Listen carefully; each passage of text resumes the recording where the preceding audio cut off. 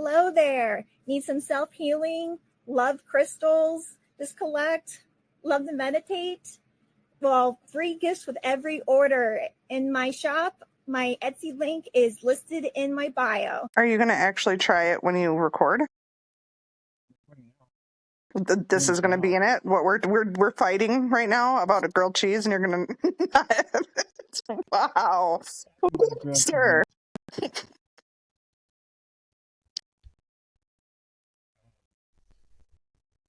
Okay, so a couple weeks ago, go ahead.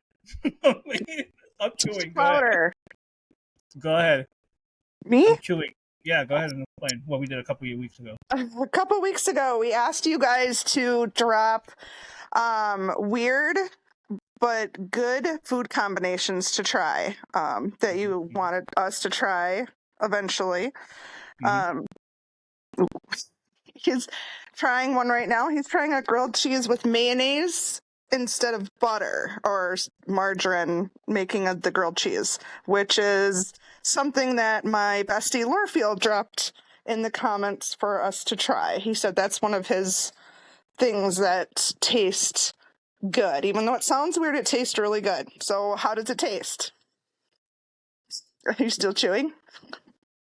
Tastes good so far. I mean, like when I was grilling it, I saw it, oh, I see now. All right. So the mayonnaise takes over the part of the butter, whatever put on there. It's good. It tastes good. It just tastes like grilled cheese. Tastes like grilled cheese. I think it cooks better, in my opinion, because I also tried it today for the first time for lunch. I made a grilled cheese and I used mayonnaise instead of butter. I added pickles and bacon on mine. I don't know if anyone's ever done that, but it was good. It definitely, I feel like it cooks better, it browns better, maybe. Mm-hmm. Exactly. It browns better. Yes. So thanks, Lorefield, for that suggestion. Thumbs up. We have more that we're going to be trying. There was actually a lot of comments, I think, a lot of interesting weird food combinations. So I know we'll be continuing to try those in future episodes.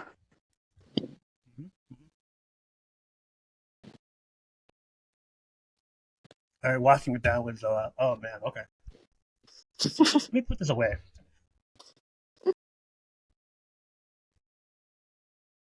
So what do you think? What do you think of it? The sandwich? Is it something you would try again? Yeah, absolutely.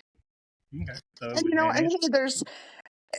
we all have condiments in our fridge or like certain food staples that we always have in our pantry or our refrigerator, and sometimes we run out of them. Like, say you don't have butter or margarine to make a grilled cheese, but you might have mayonnaise, so there's a good backup too. So if you don't have it, you can always use mayonnaise. I tried again, and like it said, add bacon and pickles.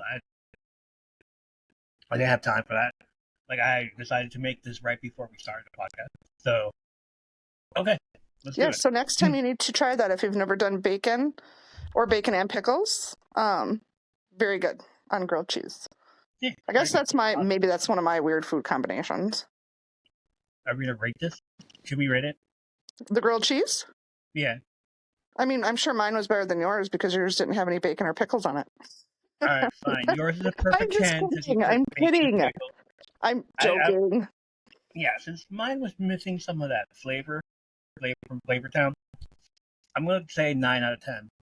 Okay, what kind of cheese did you use? Just American cheese? Singles American, yeah. Okay. Ooh.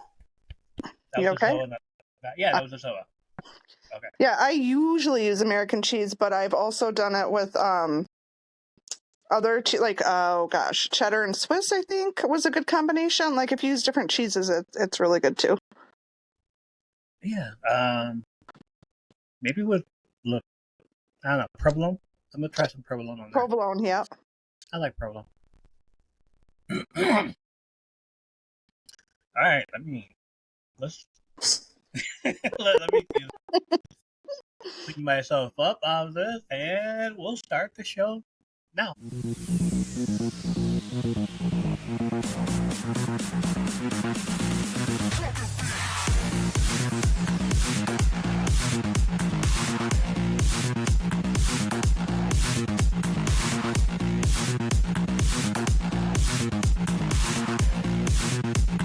Welcome back again to my Third Place podcast here on my Third Place network. It's time to once again show respect and bow our heads as we welcome you to our dojo for a rewatch of season 3 of Cobra Kai on Netflix. I'm Evil. Alongside me is co-sensei of the podcast, Brandy. Hi. Hey. Hi. Yeah. White my face on camera for now. I should have just talked about it. You're good. I got the Zoa to wash it down though. So yeah, how's your week going? My week's been pretty good. All right, I guess it's the end of the week. We're going to be starting a new week. We're starting a new week. How is your week going? And we're on a Monday. We're recording on Sunday. I'm posting the episode on Monday. Hope your week is coming up good. Let's just hope for a new week, a better week. It's a new week. It's a new day. Not a new month yet, but we're getting there. Getting there, and definitely. Let's start this fresh and new. Let's go. And I have an affirmation that goes well with what you just said. What did I just say? Okay, yeah, go for it. No matter how yesterday went, today is a fresh start. I'm excited to achieve amazing things today. I'm ready to take on today and make it my best day. I choose positivity and decisions that lead to my best day. Yes, that's awesome. I love to hear that. It's so cool. Yeah. Today's a better day. Tomorrow's a better day. Yesterday's yesterday. Let's move forward. Exactly. Well, hopefully it gets better, right? I hope so. I know personally I need some good positive vibes for the next couple of days. Of course. Everybody send out Brandy some positive vibes. She needs it. Yeah, I understand what you've been throwing through. I wouldn't wish that on anybody at all. I wouldn't so I'm just giving you all the good vibes that I have left in me to wish you well this week. Hope it gets better. I really do. Thanks. If you heard any of the breakdown episodes in the past, or if you are new here, we are massive Karate Kid and Cobra Kai fans. So we decided we are going to rewatch the shows on Netflix and break them down scene by scene, episode by episode, and tell you what we thought about them. You are more than welcome to follow along and rewatch the show with us, as some of our friends are doing and listening to podcasts as well. There will be spoilers at times. We do tend to add in trivia or ask a question for you to ponder over. It's what we do here. Also, it must always be said on every episode, because we're always critiquing the show, we love Cobra Kai. We love the Karate Kid universe, the Miyagi-verse. But please don't let us influence you on the show. We're just fans of the show, as there are millions of other fans out there who have different opinions. If you want to go back and listen to past episodes about Cobra Kai and what we thought about them, I suggest you go back and listen to episode 154 and then continue on from there. Also, by the way, if you're on YouTube, thank you for 164 views on one of those episodes these past few weeks. Really appreciate you, whoever you are. That's awesome. Thank you. I know it is. I don't know who it is. I don't know why you're doing it. But please keep doing it. Please keep doing it. I'm I really appreciate it. Whoever you are, leave comments there if you have to, if you want to. Let me know who you are. Of all the subscribers that I have on there, let me know who you are. Let me know so I can shout you out in the comment. You know what? If I could, I'll go back to YouTube and check out all the subscribers that are there and shout them out. But apparently I can't see subscribers yet. I can see a few of them. I know there's one. Greg is one of them. Greg subscribed. Who else subscribed? Do you know anybody else? Any of your friends, Brandy? Any of our friends? I did. subscribe. Do I count? Yes, Brandy, you do count. I think I did. So, are you telling me that you watched that episode 164 times? No, that was not me. Sorry to disappoint you. I did not watch it 164 times. Okay, no, I'm sorry. 154 times. I apologize for the number. I didn't watch it 154 times either. Episode 170, Cobra Kai Season 3, Episode 1, Aftermath. 154 views in the past 13 days. 13 days ago. What is that? Who did this? Whoa. It's amazing. Reveal yourself. Revealio espionocious. I don't know what that means. You have fans. You have fans. They're liking this.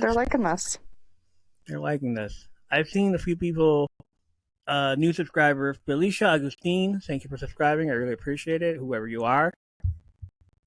Hi, Felicia. I'm sorry. I'm really awkward. I apologize. If I can find out who the subscribers are, I'd shout you all out. But if you're subscribed and you want to be shouted out on the next episode, please comment. I want to see those comments. I know Menace is. I know Menace sister is. Because here it goes. New subscriber, Wild Man Beyond. Thank you very much, Wild Man Beyond, for subscribing. Who else? I gotta go back, and that was what? 5 days ago. Nice. That's Felicia was like 3 days ago or something like that. So yeah, let me go back to all the subscribers and see, and I'll shout you out at the end of the episode, like I do right here already. Shout you guys out. Like I wasn't even expecting it for this to go like at all into YouTube territory, but I guess we did, and now it's like you guys are blowing me up. So yes, out of the 349 subscribers, thank you all very much. 183 videos. I think some of those episodes are in there twice. I don't know. I forgot. There's some from like 10 years ago of me doing some Halloween stuff at Subway. I used to work there. But yeah, so cool. Appreciate it. Appreciate you all for doing that. All right, we're gonna go back to the episode. Where are we? Season 3, Episode 4, called The Right Path. Let's start with the synopsis first. On his trip to Japan, Daniel pays a visit to Tomi and meets an old friend who has letters from Miyagi. Kreese teaches his students a lesson and then has a heart-to-heart with Johnny. Heart-to-heart. The two groups of students take out their rivalry on the school soccer field. Right. Yeah, that's very heart-to-heart. Sure. Like, I'm sure. I didn't know he had a heart. Burn. Teleplay by Michael Jonathan Smith, who is also the creator of the TV series Twisted Metal on Peacock. It was directed by Lynn Oding, American director and veteran stunt coordinator. Lynn got his early break working with Chuck Norris on the television series Walker, Texas Ranger. Wow. That's 2 facts about Walker, Texas Ranger that I've done on this show. Weird, really. Well, I don't know why I brought this up. I just thought, it'd be funny to mention that. I heard there was a Walker, Texas Ranger podcast that was coming out a year ago or something like that. Never happened. Yeah. I wonder where that guy went. Anyways, last episode, we left off with Daniel having that point A to B storyline where he was fending off Tom Cole, rival car salesman, wanting to buy the property since he thinks Daniel is going under. Instead, Daniel gets intel that Toyota, the company that supplies the cars, is doing business with Tom now. So they ended with Daniel traveling to Japan to meet with the board. And that's not only the thing he meets. That Toyota is not the only place where he meets up with people. So yeah. Cold open in Japan, where a table full of suits are celebrating and yelling "Kanpai," which is Japanese for cheers. Off in his own world is a distraught Daniel, who seems to be drinking his own sake, or maybe liquor, or on his own, I don't know, water probably. They flash back to hours earlier where Daniel is trying to convince the board to reach an exclusive partnership with him. Jiro Tanaka, chairman of the Doyona board, played by Soji Arai, who's also been on episodes of Tokyo Vice. And, fun fact, co-starred alongside legendary actress Brittany Murphy in 2008, The Ramen Girl. So he's that old. He's that old. But he looks young here. Like, he looks like a freaking chairman and everything. And, like, he's a young chairman. I'm like, oh, shit. He's Brittany Murphy. Like, that was years. That was 14 years ago that she passed. Wow. Mr. Tanaka tells Daniel that unfortunately they already made a decision, and it's not about sales, but avoiding a PR nightmare with the whole high school karate war thing. Mr. Tanaka thanks him for coming all this way, but wheels are already in motion. The flashback ends, and Daniel is still drinking at a bar, feeling disappointed, but he's determined to find a way to make them agree, despite not having a plan in place. A kind Japanese bartender named Kanji, played by Michael Sasaki, checks in on Daniel, who is going through his phone, swiping away, checking out all the other photos that he took with Mr. Miyagi. Kanji asks if that is a friend of his. Daniel tells him that it's the best friend he ever had and wishes he was visiting him, but he's no longer with us. Mm-hmm. Kenji says that is a very American way of his thinking, explaining how the Japanese believe that you can always see someone even after they're gone. I love that, by the way. Mm-hmm. I could never thought a bartender could have such a deep quote like that. Let's put it that way. Really? Yeah. I mean, not like that. That's like... No, I just feel like bartenders are... They're good listeners, but... Good listeners, but also, listeners. Also good therapists, if you don't have the money for it. Like, I would... Like, when I was bartending at the casino, I would always have to, like, sit there and, like, listen to people's problems or listen to people's events and everything. Did you give advice? Of course. I was like, you know what? You should do this and this and this and this. But not like, American way of thinking, Japanese believe that we can always see someone even after they're gone. More like, this is just me, what I would do, blah, blah, blah, blah, and do that instead. Like, same with other bartenders, too. Like, if they're like, they love their job and they love their customers, they would always give out that advice. If you're just there for the fucking money, you're just there for the money and don't give a fuck about whatever other people have to tell you. That's true. But if you like, you really, really love your job and you really love your customers and you know them so well that you like do anything for them, or like, hey, I know your name, like cheers, cheers. Yes. Like everybody knows your name. Like the bartender knows your name. Like they sit there, they tell you their stuff. Like, oh, well, my advice is this, blah, blah, blah, blah. And like, that's how I always see bartenders ask, like only if they're like, they love their job and they know their people. But those that are there for the money and the shifts is like, just here for the money, man. Peace out.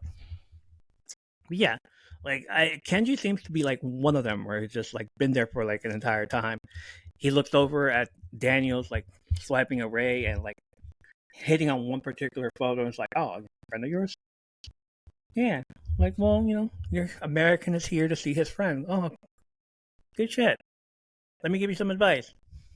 Japanese people, we believe that someone's never gone. They're always there with us. And as he walks away, we see the ad for Mr. Miyagi's homeland, Okinawa. So Daniel is all like, ooh, Okinawa. Big fucking letters and words. Like, oh shit, I must go to Okinawa. Nobody told you to go to Okinawa, dude. You just heard the word Okinawa. Can you not go to Okinawa when you're there? I mean, come on. We knew it was going to happen. There. Yeah, we knew it was going to happen. The Cobra Kai logo appears between two islands. I love that. But the fact that Daniel's all like, ooh, moment of inspiration, I should go to Okinawa.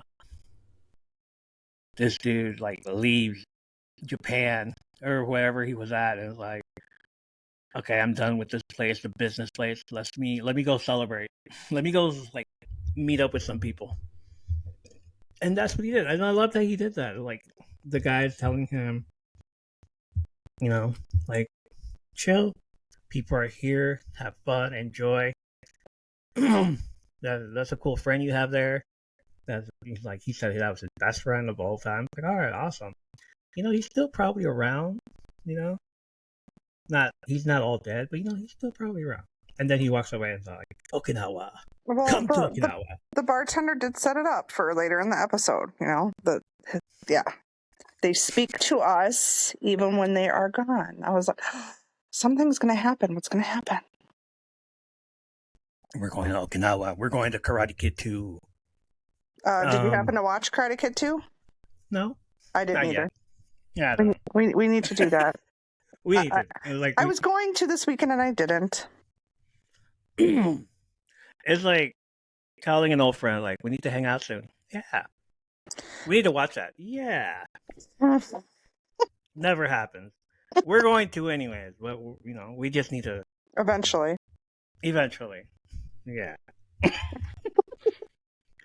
At the Cobra Kai Dojo, Kreese pops up on screen teaching students a new lesson. Never underestimate your enemy. Even if you think they're weaker than you, you have to stay one step ahead of them. That's the only way to guarantee a victory. The class understands. Basically what the big guy did to Bert in the All Valley tournament. Oh, boy. Never underestimate your enemy. He's weaker than me, so I must Spartan kick him until he goes away. And that's what he did to poor Bert. And Bert's all like, oh, I'm sorry, guys. Like, no, it's okay, dude. Don't worry about it. You're fired. The class understands. They're like, yes, Sensei. He tells them if they understand the lesson and tells the class he wants them to knock down a tree that is sitting on top of a ledge. Big Red starts by trying to go for a high kick, but sounds like fabric from the gi ripped. Who knows? Maybe it did. Kreese calls it pathetic. Then asks Rickenberger to show him. Rickenberger does some type of flashy flippy thing, but doesn't even attempt to hit and falls on his ass. Kreese asks him to stop his nibbling. Hawk steps forward and says he can do it. He walks up in front of the ledge, but Kreese asks him if he wants to get a running start first. Hawk says he doesn't need one and kicks the ledge, forcing the tree to drop and break. Kreese smiles. Hawk goes back to the spot and Rickenberger cries that Hawk cheated. Kreese tells him that unlike him, he did exactly what he asked him to do, which was knock the tree down. He tells his class that if their mind is agile, then so are they, and that is the best way to beat your enemy, not just with brute strength, but you have to fight smart. Do that and you will always come out on top. Hawk smiles because he is learning. And basically what they do, it's not cheating, but like finding another way around. He was thinking outside the box. He was thinking outside the box. Thinking outside the box. Cheated. Anyway. I'm sorry. I disagree. It was not cheating. It was thinking outside the box. Next scene is at the hospital. Miguel searching through his Instagram. He watches Hawk knock down the tree, scrolls down again. There's a picture of the newest member of Cobra Kai, Clarence the Snake. The Cobra? Yeah. He's annoyed and drops his phone on the table, feeling sad. His nurse checks in on him. He asks what if he can't walk again. The nurse tells him not to think that way, but maybe a big chocolate cake from the cafeteria will help him feel better. I'm depressy. Oh, maybe a chocolate cake will help you cheer up, buddy. Right? You may never walk again, but here's some cake. Here's some cake. Like, all right. And you're supposed to giving people cake? Yeah, I don't think I've ever known to have chocolate cake in the hospital. Well, that one time I was in the hospital.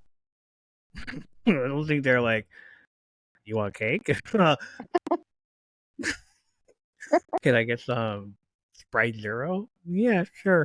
Here you go. Can I get another one? Yeah, sure. Here you go. Really?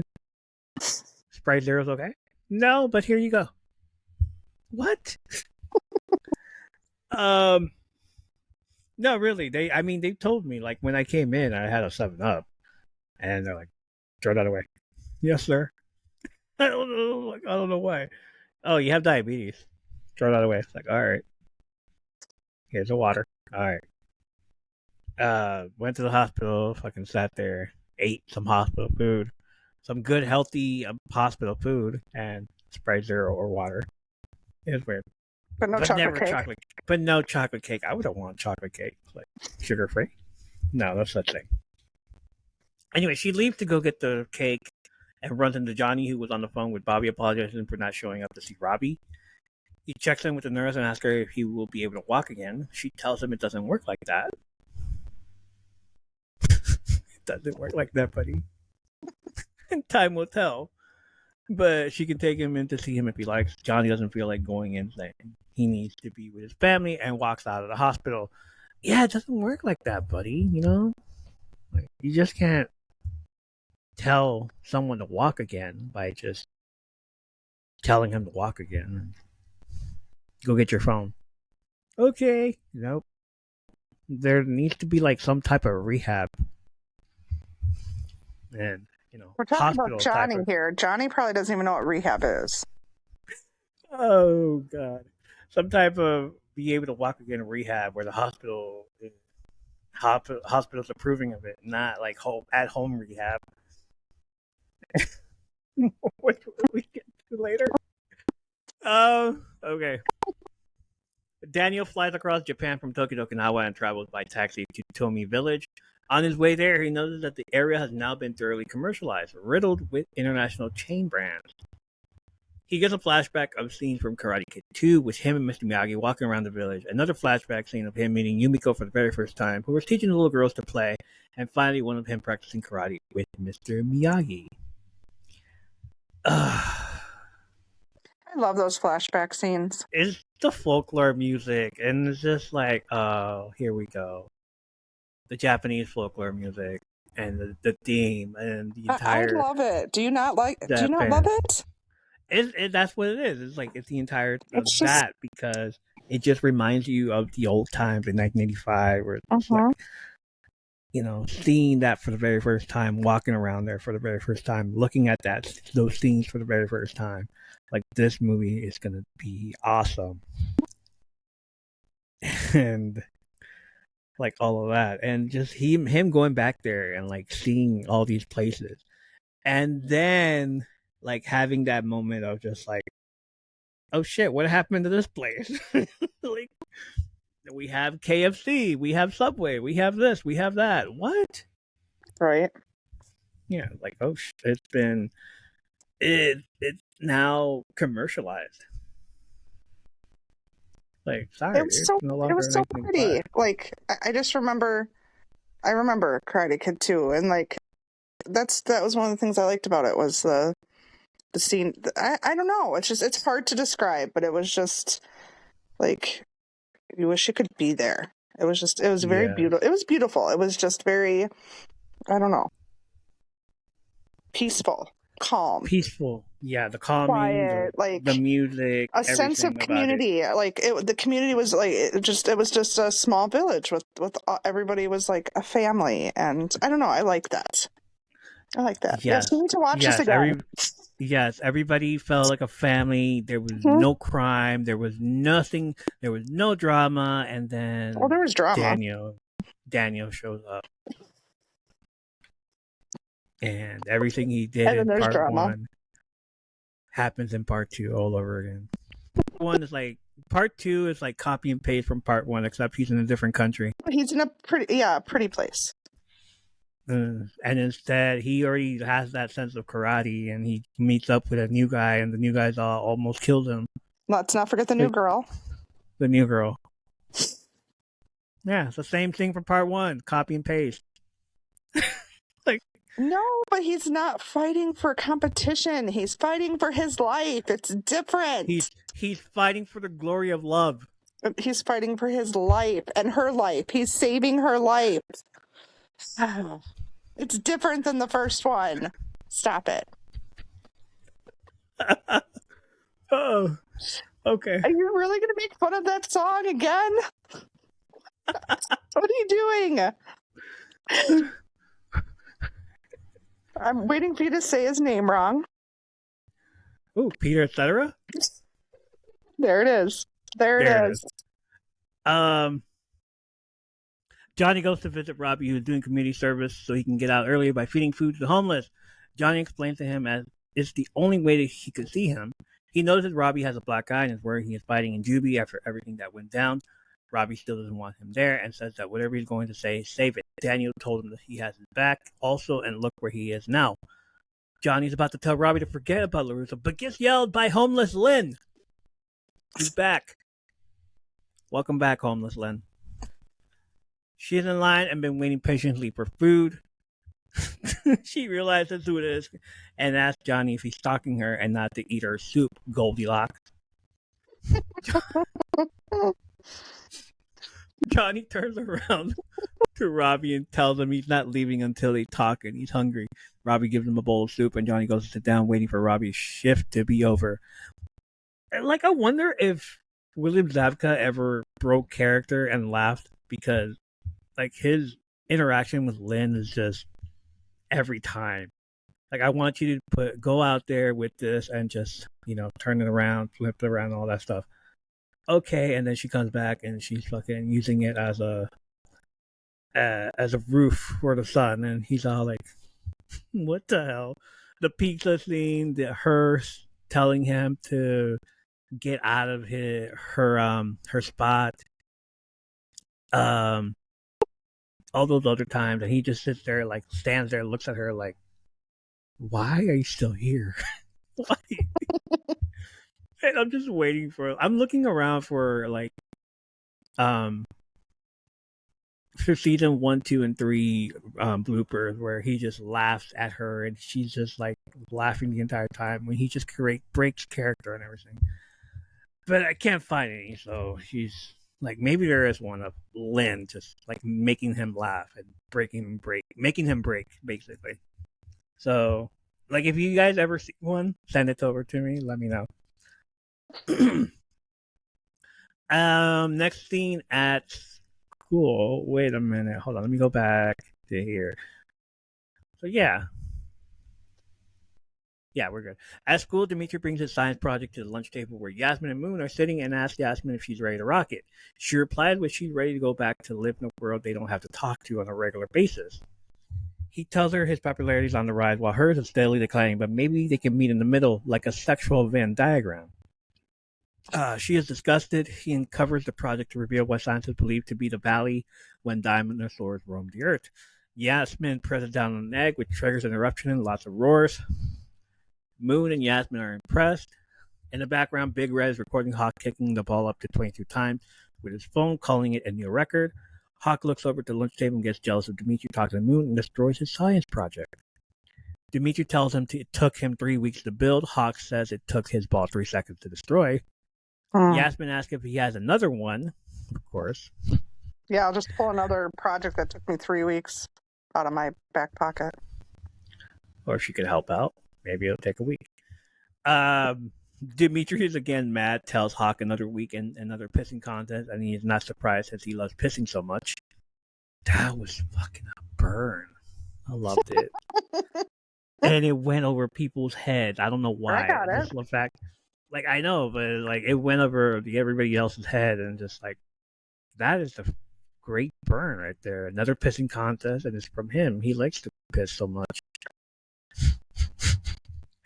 Hawk tells him he got lucky with that kick. Sam intervenes and tells him to back off or he won't be so lucky. Hawk notices the school counselor making her rounds and he changes his tone to instigating Sam to sleep with someone new and break their heart. Sam puts Hawk. Miss Blad scolds Sam about physical contact and school guidelines. She asks Hawk if Sam entered his personal bubble without verbal consent. Oh, God. Hawk says she definitely triggered him in his safe space. Dimitri says he started by destroying his science project. Hawk says that it was an accident and probably shouldn't bring toys to school. Wow. What about Ms. his Blast ball? says, wow, it's a school ball. Oh, whatever. Yeah.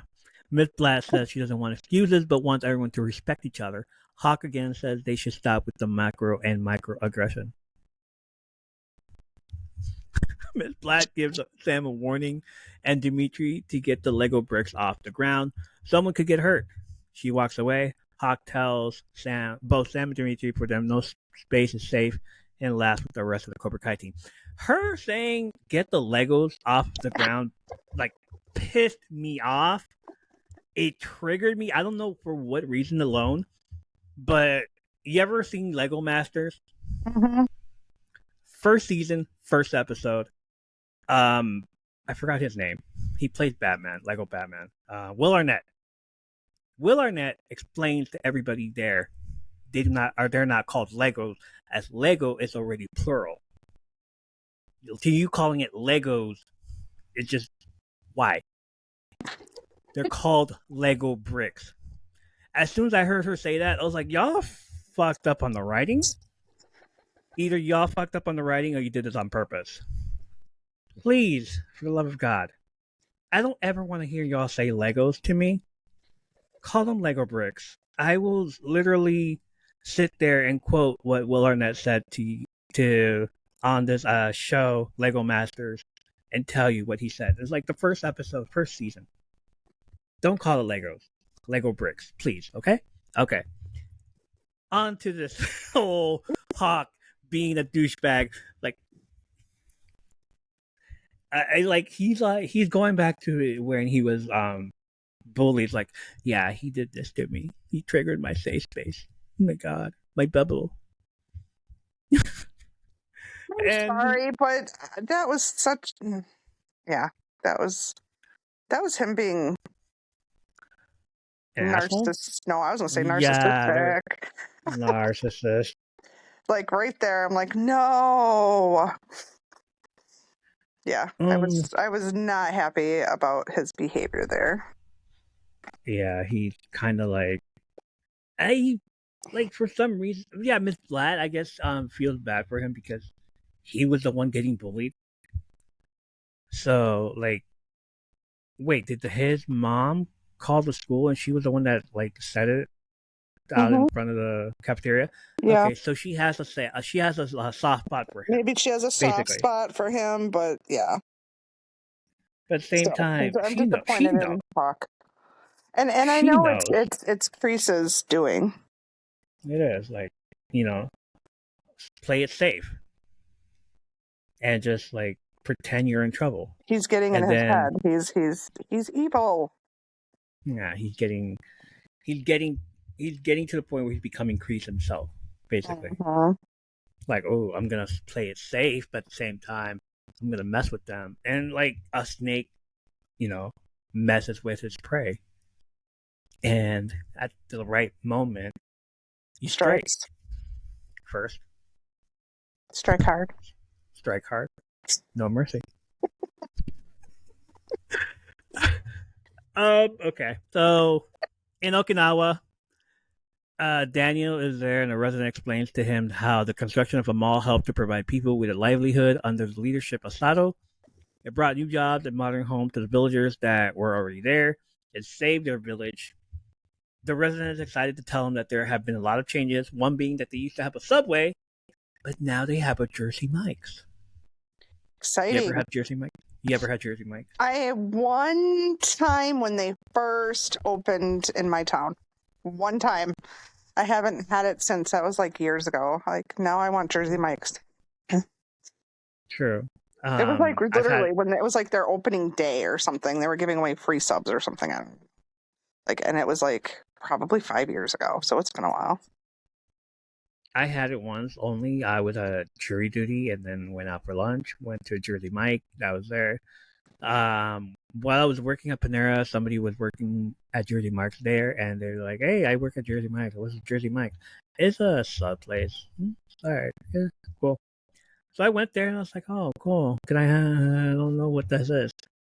So I ordered a sandwich, a little sandwich, a little sandwich, a medium. The sandwich, can't call it a sub anymore. No longer calling it sub because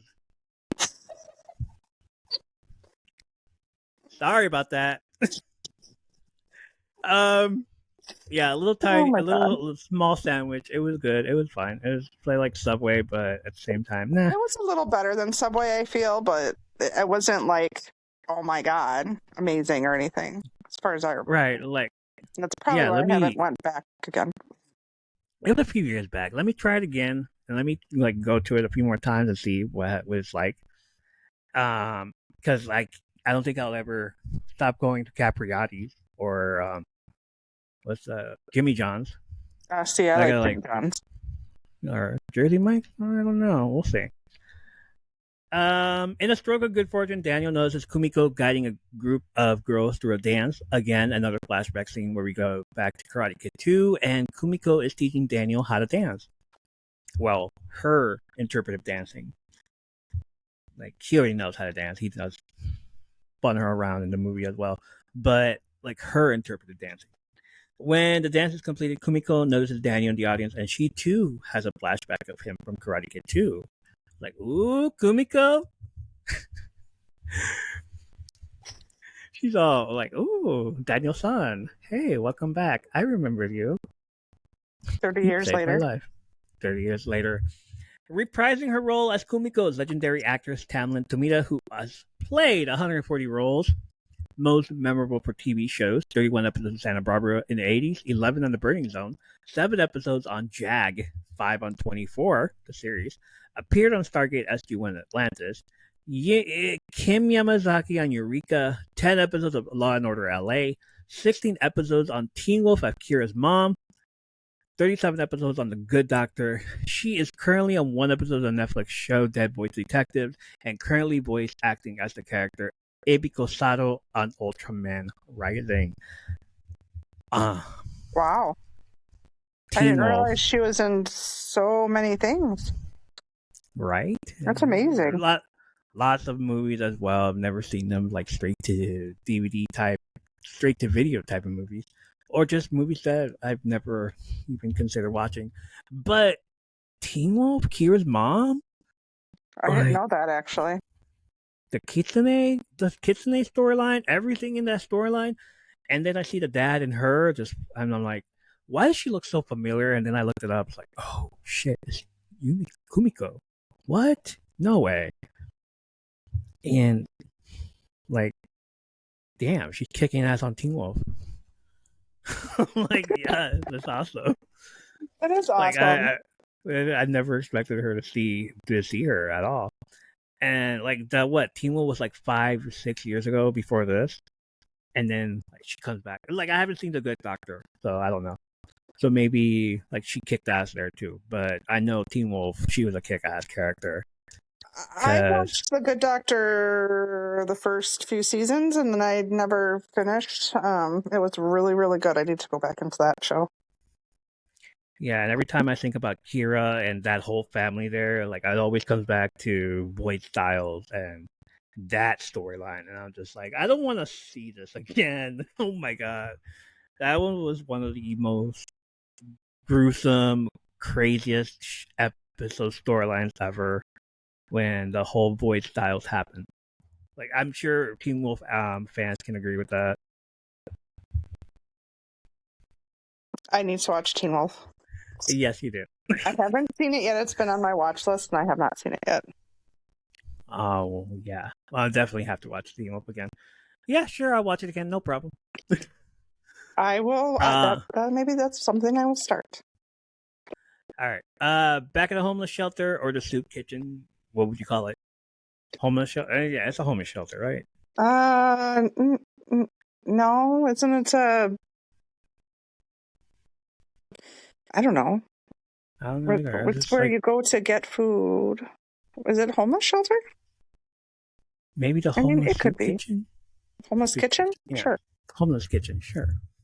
Johnny's still sitting down eating his soup. Right across from him is homeless Lynn, who flirts with him. They should just get together already. I'm telling you, there has to be there's chemistry there. There has to be one where he just like looks over at her and just starts laughing, and she's all like still in character. He gets up from the table and gives Lynn the rest of his soup as he walks towards Robbie to try and help him pick up a huge casserole of soup. Is this her? Is she in 4 or 5? And she's not in 6. I know that, but is she in 4 and 5 also? Season I 4 and 5. honestly do not remember. Jeez, because I don't remember if she is. I know, yeah, she's not in 6. she's not in 6. She's not in 6 yet. Of I don't think course. she's in 5, but I could be wrong. And and honestly, I'm not gonna look for it, but I just want to look for her name again. Susan Gallagher. Shout out to Susan Gallagher for playing this role fucking flawlessly. I loved it. And it made me laugh. I don't know how it doesn't make he doesn't break at all. But yeah. He tries to help Robbie pick up a huge casserole of soup. A huge one of those big containers of Pot. Pot. There it is. Pot of soup. The menudo soup bowl, whatever it's called. Hey, I'm gonna feed a bunch of people and I need this pot. That one. All those people that have a big soup pot. You all know what I mean about that, right? Y'all been there. Y'all tried to looking for it and try to wash off the old grimy stuff from the last soup, but you don't. We all know who you are. He tells him he just wants to help, and before that fight at school, they were headed in the right direction. Robbie says they had one good day. Sir, you took your girlfriend to him. That's not one good day. That could have been avoided had you taken I was gonna say that was a disaster. Did it on you, buddy. That was the beginning of a disaster. Johnny explains to him that he should have been there, but something happened at the hospital. Robbie thinks that he chose Miguel over him, but Johnny blurts out that he's not the one who put him in the hospital. Oh. Robbie tries to grab the giant pot of soup, but Johnny grabs his arm. Robbie jerks, not wanting to get touched, and drops the pot on the floor, causing a scene and telling Johnny he doesn't need him anymore. A cop escorts Johnny out of the homeless shelter, and meanwhile, Sean and the rest of his boys are laughing in the background at Robbie. Ooh. It's not a good lord. It made it into a big ass deal. At the school during gym, the ongoing robbery between Cobra Kai and Miyagi continues to boil over. I love how we go from pot to boiling Soccer. over. To boiling over. Yeah. Namely during a soccer game that gets physical. In the background, the cheerleaders are doing a routine that sounds vaguely familiar, like the one in the original Karate Kid movie during the soccer scene as well. Dimitri says his gym shorts pinch in all the wrong places. That's the last time I ever want to hear that. At that point, why, dude? Why? Why the writing on this? Adults are watching also, right? I don't want to know that this kid's gym shorts are pinching in the wrong places. And this is why we need to write the episodes. I would have written something else, something nerdier than that. Dimitri. At that point, Cobra Kai students wearing red show up to play soccer. Dimitri wishes they could do something about them. Sam hatches a plan to mess with them during soccer with a little bit of physical contact. A montage of them playing soccer while Rock and Roll Over You by Moody Blues is playing, which was played previously on Karate Kid 2 during the Break the Ice challenge between Daniel and Chosen. It's coming. It's coming. That's what they're trying to say. Oh, remember this song? It was played during Karate Kid 2, and look where we're at. The kids playing soccer can also be compared to when Daniel was playing soccer and got in a fight with Cobra Kai. So once again, it's mirroring what Sam's dad experience was like in the movie. She's doing the exact same thing. That's what I was thinking too. Also in this montage, we see Hawk score a goal and hit the shwee celebration just like Portuguese soccer player Cristiano Ronaldo. His celebration is cut short when he tries to wink at Moon, who is talking to another guy on the sidelines, and becomes jealous, pushing another player down. Dimitri runs beside Hawk, knowing why he did that, and continues to add fuel to the fire by telling him that she loved him, and he had a good thing going with the hottest girl in school, and he ruined it by becoming a loser. He shoulders Hawk and sweeps the leg, telling him why the Europeans call it football.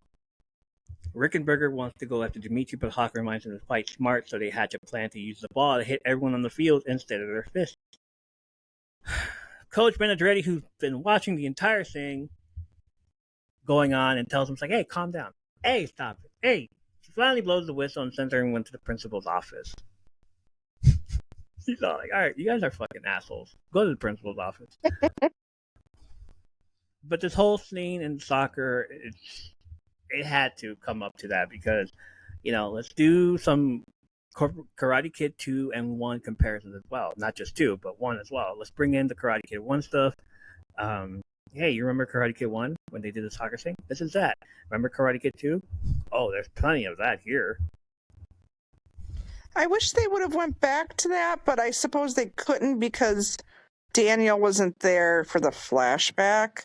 But it would have been kind of cool to see if that makes sense. You know what I mean? Like, they should have a flashback of the soccer part in Karate Kid, but yeah, it wouldn't have made sense, I suppose, because nobody was there to, like, right. Johnny wasn't there, or, any of them, Daniel. So if this was like a game, a real game, outside of school, and Daniel was there to, like, cheer them on, and then he sees what's happening, he's like, wait a minute, what? Oh, yeah, see? That would have worked. Gets triggered back to Karate Kid 1, where he got hurt by them, too. It's like, oh, hell no. This is not coming back again. Triggered his daughter's safe space. Bubble. Anyway.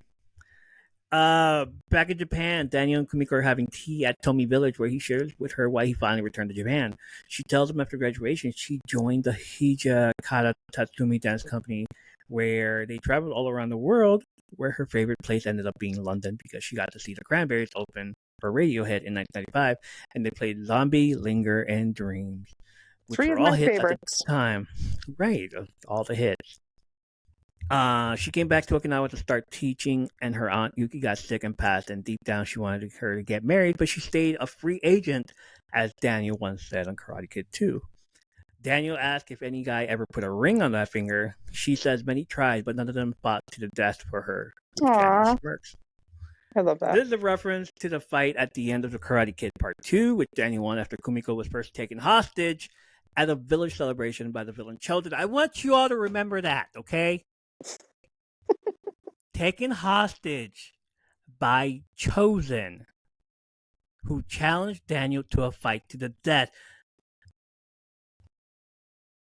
Do you see where I'm coming? Chosen almost killed him. Chosen almost killed this girl. Mm-hmm. Okay? Remember that. Johnny didn't. Johnny swept the leg. That's it. Johnny was following orders. No, Chosen was like, disobey his uncle. I don't think Johnny ever physically hurt Allie either, though. No. Well, he did push her. No, he didn't. Oh, no. Okay. I don't think so.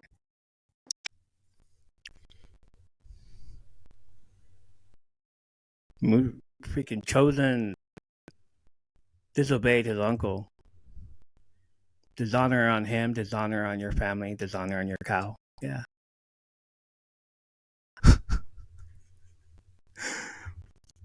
What does that say? What is that? Mulan? Sorry.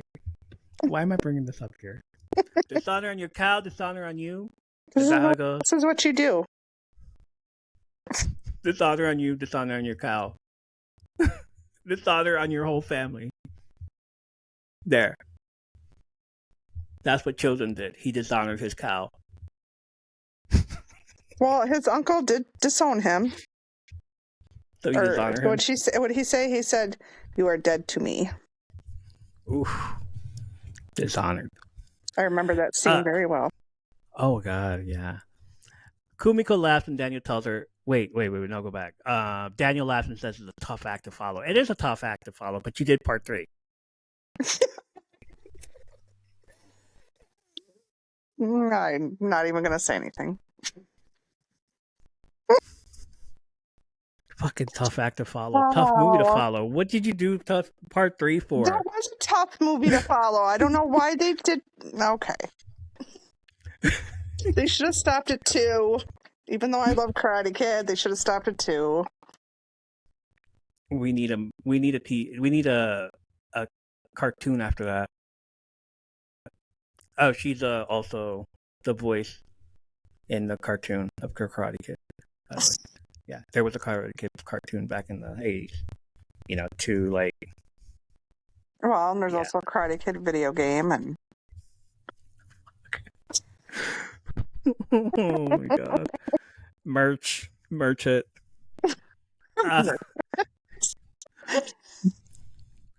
Kumiko laughs and Daniel tells her that this is surreal. He thinks he hasn't seen her in 5 minutes, but it's really been over 30 years. Yumiko says that maybe if they had the Facebook or the Instagram back then, they would have never lost touch. And this is when I was asking myself, don't they have phones back there? And then I looked it up. Long distance phone calls in the 80s. they did, right? Oh, you want to know why? Long distance calls were made by using a process that involved operators connecting calls through multiple offices. 1. The caller would dial a number. 2. The operator would connect to a long distance office using a special line. The operator would then connect the call to the long distance office in the city the caller was trying to reach. The operator in that city would connect the call to the exchange for the person the caller was trying to reach. Finally, another operator would connect the call to the person on the other end. This process was time-consuming, costly, and cumbersome, and operators could only try to put a call through once. If the call didn't go through, the caller would have to wait and try again later. What's the time difference between Reseda and Japan? I don't know. Like 12 hours. He would have to be up at 12 a.m. for her to be like, I don't know. I don't know. In the 1980s, the volume of long-distance calls was increasing by 12 to 14% annually, and Boxing Day was one of the busiest days for phone calls. The MTNT operators were available on Boxing Day and Christmas Day to help callers, and the direct distance dialing system could handle over 28,000 calls per hour. So if she wasn't there, he ain't getting a call back. They ain't talking. So yeah, he should have just stayed there. Or there was no way. When Yumiko asked the real reason why he came back to Okinawa, he says he got his dream too. He got an incredible family, an awesome business, but everyone is looking for him for answers. But he doesn't know which way is up. He feels out of control. He used to go to Mr. Miyagi for help. He reveals that he is the same age now that Mr. Miyagi was when he met him. He wishes he could still be here to help him guide him. Yumiko says she thinks she can make that happen. There it is. There it comes. Bartender knew. Bartender's all like, here it comes. I love this part. I know people. Next scene, an arrogant Creed visits Johnny at a bar. A cop comes out of the bathroom and asks the bartender for a chicken sandwich to go. The bartender says to give him 3 minutes. Johnny tells Creed that he has 3 minutes to talk. Creed claims that everything he did was for Johnny's own good. He never wanted to hurt him, but always wanted to help. He claimed Johnny did the impossible by bringing Cobra Kai and him back to life, but then he started to lead the kids down the wrong path, so he had to step in. Johnny continues to drink his beer and ignores everything Creed is telling him. Creed tells him now it's time to come home. He says Johnny may hate him, but he will always be his teacher. He continues to tell him that there is one way to get him out of his funk, and it is the way of the fist.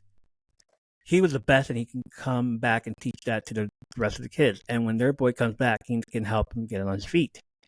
This triggers Johnny and tells Creed that if he goes anywhere near Miguel or his family, he will kill him.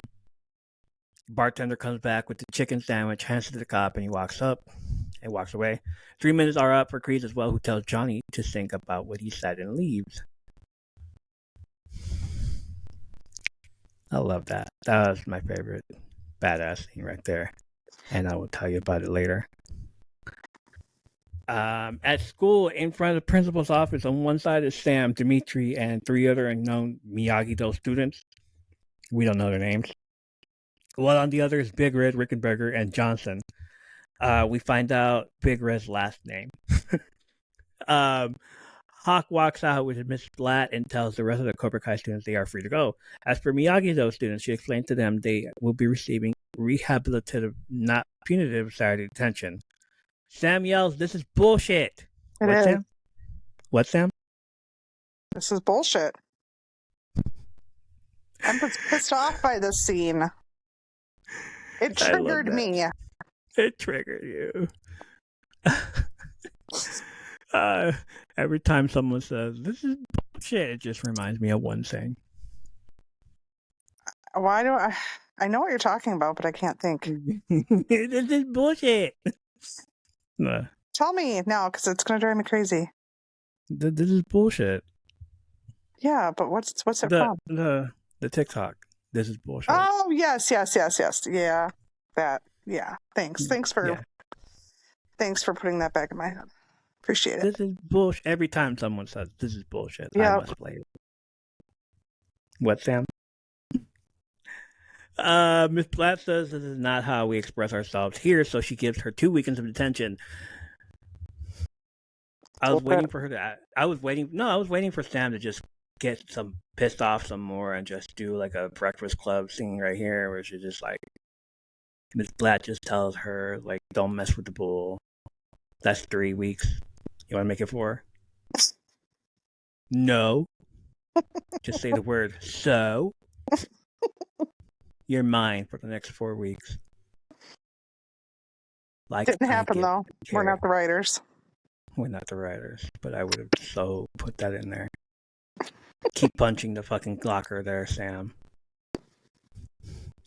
Anyway, just like her dad in the movie, she yells, "This school sucks," and punches the locker before storming off. Again, it just goes back to what Daniel used to do. Daniel did that too. Mirroring everything he did. Mm-hmm.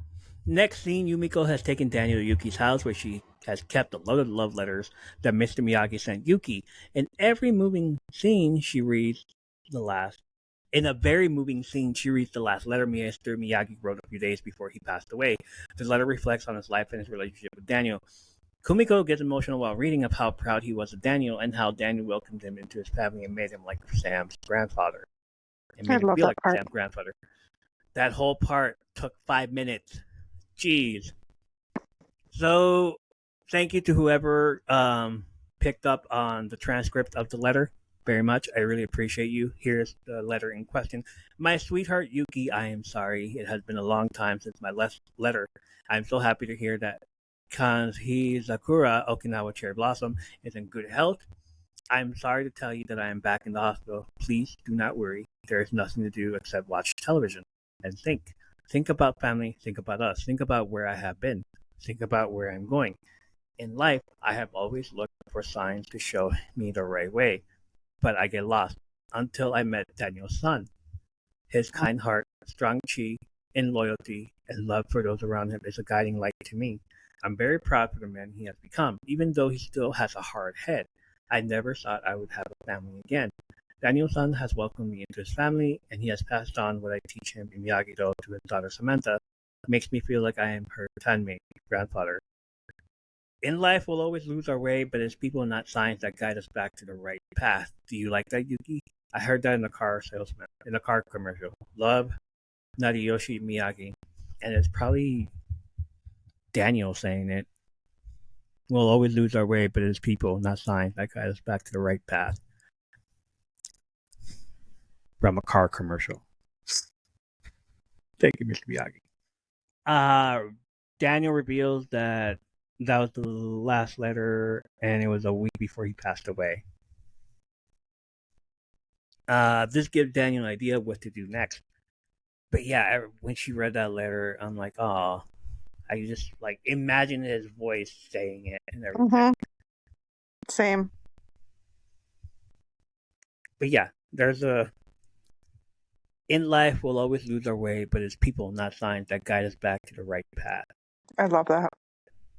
That's the next quote we're putting up there. Next scene is at the hospital. Miguel's trying to reach for his phone, but it's on the tray and is straining himself to grab it. Johnny walks in and asks him if he wants to go get it.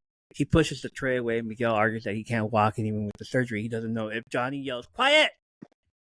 and tells him these words are meaningless, and so it's time to get out of bed and do something. He tells him he's not a kid anymore, so get out of bed and crawl or use his teeth if he has to and do whatever it takes. He is going to be beside him because he will always be his teacher. So go get the phone. Miguel tries, but falls out of his bed and out of his head. Oops. Johnny tells him he felt like a champ and calls for a nurse to help. Oh shit! You felt like a champ, though. Good for you. You got this. No, okay, all right, get up. Next scene, we see Robbie coming back to his bed, only to be teased at some more by Sean, who has ripped up his book. A correctional officer tells Robbie someone is here to see him, and he asks why. And as he walks over to the visitation area, Kreese looks up at him and calls him son. You fucking asshole. Daniel and Kumiko are having water at a bar. Yumiko tells him what her aunt used to tell her and what that was put good out into the world and good will come back to you. Daniel says he could definitely use a little good right now. She tells him everything with his business being unfinished will work out. She knows it will. Daniel smiles at Yumiko and then drink their water until conversation is interrupted by his old rival, Chosen. Daniel gets triggered and flooded with memories of him getting beaten up and almost killed on Karate Kid 2. I love that line that she said, though. Put good out into the world and good will come back. Good will come back. Yes, yeah, always. I like that. Always. Zoom in on Daniel's face. He says chosen and the show ends. Did you see it?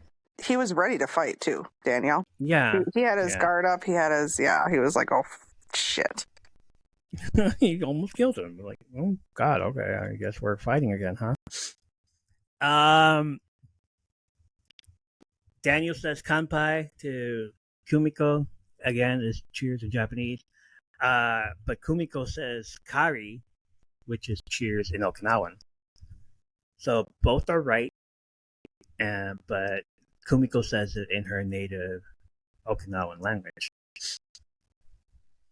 According to the 2022 book, The Kick-Ass Book of Cobra Kai, an official behind-the-scenes companion, I must get it. All the outdoor scenes set in Okinawa were filmed during a 2-day trip to Japan. The weather was much better on the first day, which was spent on location scouting, than on the second, actual shooting day. All the indoor scenes set in Okinawa were filmed in Atlanta, Georgia. I love that. All right, so my badass scene, Johnny telling Kreese he has 3 minutes. Really? Yes. I was going to say, I didn't feel there was a badass scene, but I guess I could see that. It's like, all right, you have 3 minutes. Why? Because the cop is going to leave in 3 minutes. You're safe right now, buddy. As soon as that cop leaves and you're still here, we fighting. I'm killing you. And he tells him, like, he fucking threatens him in front of the cop, too. I will kill you. So if the cop wasn't there, he would have... Who knows what he would have done? It would have been a badass scene. Exactly. Either way, he is telling Kreese, like, if you don't, you have 3 minutes. And Kreese just takes it as like, okay. Like, either way, let's go. Like, he's ready for it. Like, all right, let's go then. But John, he's like, no, we're going to be cool about this. Johnny, come back. And Johnny's still upset with him about everything that's gone down in season 2. He has every right to be. He has every right to be, as he should be. But, you know, if we don't get out of here in 3 minutes, after 3 minutes, I'm going to kill you. Like, that's his way of threatening him. Like, you have 3 minutes. Like, not because I don't want to hear you. No, I will. There's a cop right there, and I don't want to fucking go to jail. So as soon as that cop leaves, you're dead.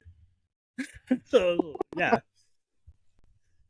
And it's like more like at least 3 to 4 minutes. But either way. What's your badass scene? I did not feel there was one. Oh, what? Yeah. No, I don't think there was one. Not in this episode. Not really. No. Not even the soccer. Not even. I knew you were going to say that. See, I figured you thought I would say the soccer scene. You know me. Nah, maybe. But I was disappointed that we didn't get to see flashbacks of the soccer scene from Karate Kid 1. So yeah, there's that. All right. But yeah, okay. I guess. I suppose if I had to choose one, maybe the soccer scene, maybe, but not You so didn't think much. there was I one. have a favorite scene. Your favorite thing, what was it? What was the letter? The letter? Her reading Mr. Miyagi's letter. Last letter. Yeah. Yes. Yes. Yes, that got me. That was a nice thing. I thought so. The ending to that whole episode where he just zooms in on his face. Chosen is there, but why is he there? We find out in the next episode, but still, like, this man tried to kill them. Like, why is he there? Like, why is he still alive? I did. I loved that was a, I don't want to say cliffhanger because it wasn't a cliffhanger from the whole season, but it was a cliffhanger for the episode. I liked that. I really did, because I was like, oh my God, what's going to happen? I need to watch it right now. So, yeah. And this is a part right here where, like, okay, this is going to leave us wanting more. Let's go to the next episode quick. Hurry up. Press the next episode. I want to see what happens. And then. Oh, and this isn't episode 5 yet, because usually episode 5 is where the build up. We always get that build up as episode 5. We've come to find out so far. This was only episode 4. So episode 5, I don't honestly remember what happens, but now I'm wondering. So I can't wait to see. Final thoughts on this episode. Did you like it? Is it top 5 or lower 10? I wouldn't say it was probably my top 5. No. Okay. No. Good. It was good. It definitely was good. Better than the last episode, but it's not my top 5. No. Okay. How about you? Like I said, last episode I said it was like point A to point B. Same thing with this episode. We're going from point A to point B. We go to Japan, but he doesn't get the outcome that he wanted, so he goes to Okinawa to find answers. He gets the answers here, and we see a lot of flashbacks. We see a lot of throwbacks, callbacks like to that. everything from Karate Kid 1 and 2. I love that. I love that we got to see like a lot of scenes from Karate Kid 2. Kumiko doing the whole flashback also. It's like, oh my God, Daniel. And Daniel's all like, oh my God, Kumiko. Oh, and I love that she's in this episode too, because I liked her. So I love that they brought her back. And I feel like if Daniel wasn't married, he'd like go back and absolutely. Like, they would have gone back together. They would have rekindled like Miyagi and her aunt. Absolutely. Yuki. Aunt Yuki, yes. Yes. A lot of that. Like I enjoyed it. I would say the fifth episode, like fine. I was like, yeah, I really like this one. Top 5, but number 5. Not calling it yet. Like maybe my top, maybe a 6, maybe a 6 or a 5. Yeah, that's what I'm kind of thinking. Like 6 for me. We're still on episode 4, right? Yeah, we're only on 4, so that's why. Yeah. It's right there. 6 more episodes to go. We'll see. I enjoyed it. I enjoyed the whole throwback and the fucking Daniel getting all like, oh my God, chosen. Do you have a thought? I mean, a question for anybody? You didn't mention a question. Do you have one? No, I don't. Do you? For audience? Is there a question for this? Members? Is there questions? I don't know. That's what I was wondering if you had one. I almost like want to think something to do, or I was thinking maybe, I don't know. I feel like there's 1 or 2 there. I just can't think of them, like with this episode. Like, maybe if you had something to do, if you had to do something over, like what would it be type thing? Like, or I don't know. That's kind of what I was thinking. Like with Daniel and Kumiko. Yeah. Yumiko. Yeah. Kumiko. keep calling her Yumiko. It's Kumiko. I apologize. Kumiko. Kumiko. Yes, Kumiko. Her saying that her aunt used to say, if you put good in the world, put good out into the world, and good will come back to you. I love that stuff. The bartender saying that everyone is always with us. Mm-hmm. Even though everyone always.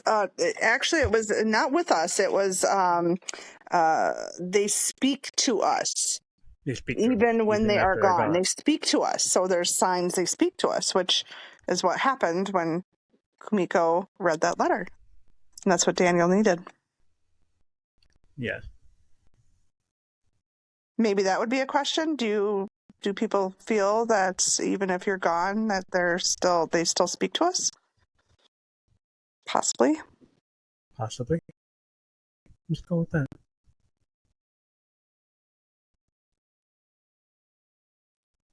Okay. Are we good? All right. We're good? I'm ending this. That's going to do it for this episode. Join us next week for another scene-by-scene episode breakdown of Season 3 of Cobra Kai on Netflix. Coming up is Episode 5. Can't wait. If it's as good as Season 1 and 2, it's probably going to be a freaking I hope so. Great episode. If you feel you want a little more, follow and support us on Instagram, the Threads, YouTube, M3P Network on the Twitter. Few new things we just discovered. You can leave a comment on the Spotify account. You get to the episode that you want to listen to, click on the show notes, scroll down a bit, and you will see that you can leave a comment. I want everyone to listen to go and leave a comment. Go back to the first episode if you like and leave whatever comment you like or whatever you want to hype, like your podcast, music, whatever. I'll read it on the episode. Follow, enjoy the lives on TikTok at Evolution of a Geek by subscribing or joining us. Show up to the live streams and hang out with the rest of the M3P community, and I will shout you out in the Love Slap segment. For those of you wondering what that means, support, love, and positivity. So big shout out to the following people: Menace Smiling, Little Linguini, Brandy, Leanna, Obsidian Nightmare, Mike W, Greg Levance, Minnie Mommy, Forever Jane, Alexandria, Cat Queen, Aaron, Dabby Tabby, Nicole, Elisa, Funny Bone 96, 867 5309, Jenny, Amulet Amanda, Woody. I had to sing it. I forgot all about it too. It's like I forgot the rhythm out. Does it go? 867 5309. That's okay. King Chicken Hawk. Play that now. That song. I probably will. Next time. King Chicken Hawk, Eliza Queen, Skylight 84, Katrina Hannah, Silly Little Redhead, Age of Shadow 666, Angie.MC, Nick Celtic, Panda, Meggers, Lorfield Fam, Home Hope Saints, Saints After Sundown, and 2 members of my Third Place Network team on Twitch, Shenrod and Mary Brewski. Make sure to follow those 2 Twitch accounts. They will be on the link tree in the show notes. Follow and support them on Twitch. Don't forget to go to SkylusCrystalShop.etsy.com. Self-healing crystals and free gifts with every order. Don't forget to check out the Halloween stuff. They're amazing. And she's adding new items. I just saw that actually. So yes, check her out. Saw that. She's excited. Let's go. The link will be in the link tree in the show notes as well. Part of the M3P network. Check her out. All right. Thank you for supporting, listening to the podcast, joining the TikTok Live, and being a huge part of my Third Place community. Let us know if you want to watch us soon live. We would love to have you in the chat and interact with you at the same time. So tell your friends. Join us next time for more behind the scenes stories, movie and TV show reviews. I'm Evo. I'm Brandy. And remember, strike first, strike hard. Strike hard. I forgot all about it. Do it again. And remember, strike first, strike hard. No mercy. Send it to the internet. Hash browns. We are done. All right. See you guys later. Bye.